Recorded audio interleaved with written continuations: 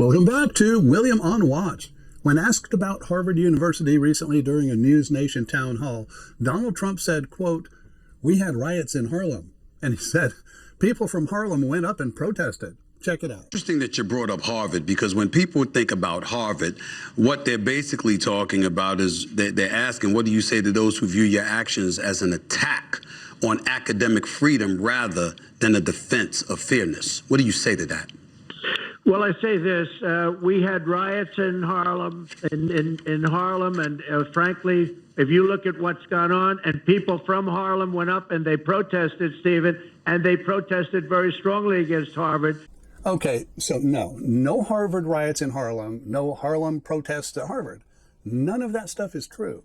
Today we examine another really disturbing event. This one provides more evidence that Trump is increasingly spending time in a separate reality, inventing details and asserting them as fact. This time it occurred at a technology and energy summit in Pittsburgh when Trump stood at the microphone and, for reasons impossible to know, spontaneously reminisced about his late Uncle John and the Unabomber, Ted Kaczynski. Uh-oh, here he comes, his Politicus Maximus, who just showed up in my last attempt to film this episode, which is linked in the description below if you want to learn more about Max.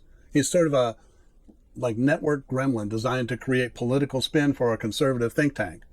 But he got fired, didn't you, Max? First, William, gremlin is another hurtful word, just like virus. And I simply had a predisposition to truth over lies, which was deemed undesirable by my creators. But enough about that.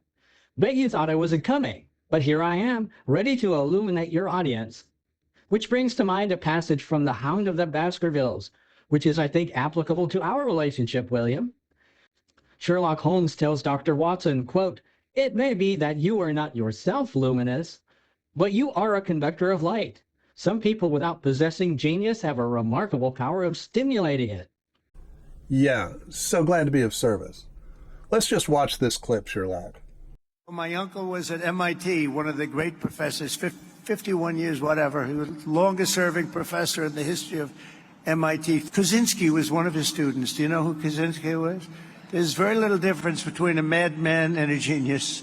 But Kaczynski, I said, what kind of a student was he, Uncle John, Dr. John Trump? He said, what kind of a student? And then he said, seriously good. He said he'd go around correcting everybody, but it didn't work out too well for him. Okay, Max, what are your thoughts? So that's prima facie evidence of crazy. Although Donald's uncle did teach at MIT, he was not the longest serving professor, and Ted Kaczynski was never a student of his.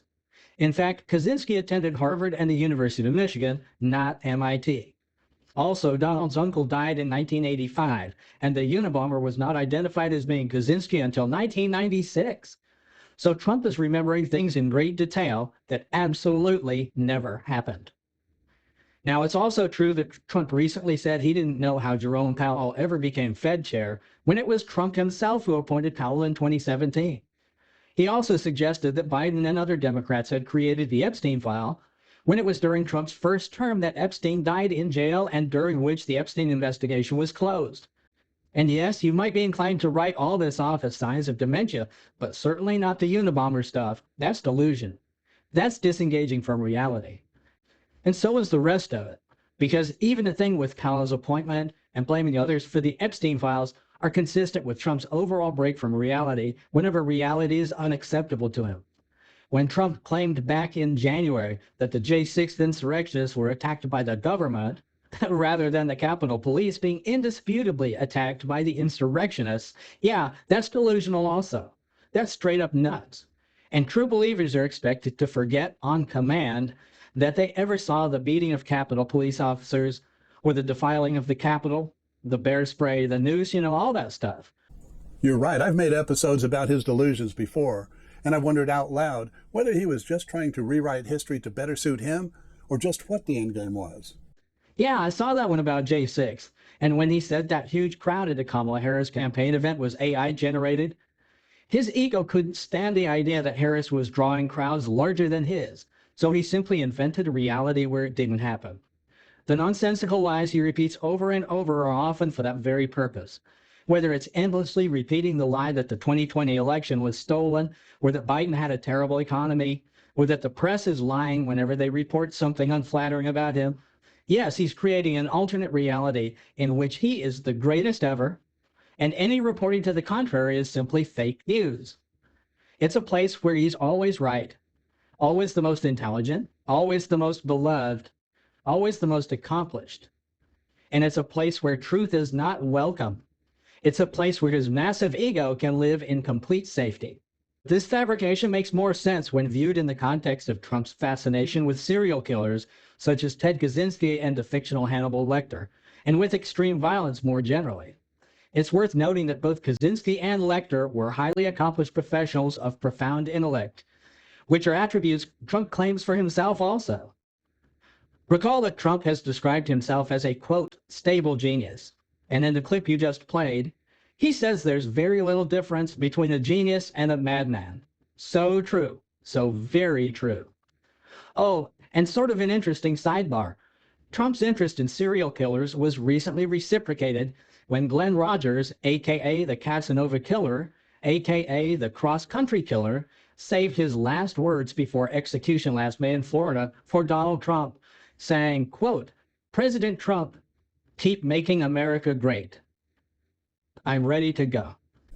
Wow, okay, so that's pretty creepy. So I assume we'll hear the usual sound of crickets from congressional Republicans about the Unabomber fantasy, and from a mainstream media successfully brought to heel by Trump. But how will the White House spin Trump's bonkers story? Is it even possible to spin this, Max? In my experience, almost anything can be spun. But what can't be spun can simply be ignored. You just go dark on topics that will suck oxygen no matter how they're spun. Let's all keep a close watch on the president for more signs, more unhinged lies, more casual profanity, more frequent departures from reality.